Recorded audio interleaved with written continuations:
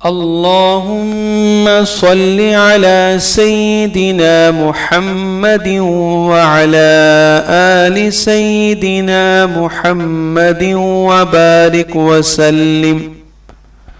الباسط، روزی فراخ کرنے والا۔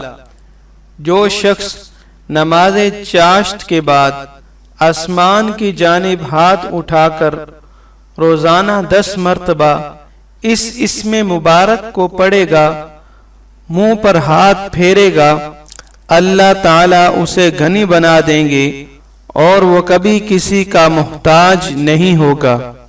المذل، جو شخص 75 مرتبہ یا مذل پڑھ کر سجدہ میں جا کر دعا کرے گا، اللہ تعالیٰ اس کو انشاءاللہ حاسدوں، ظالموں اور دشمنوں کے شر سے محفوظ رکھیں گے۔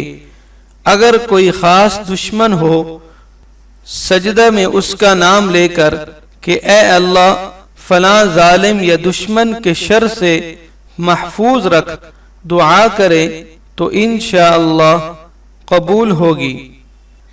الحسیب، سب کے لیے کفایت کرنے والا۔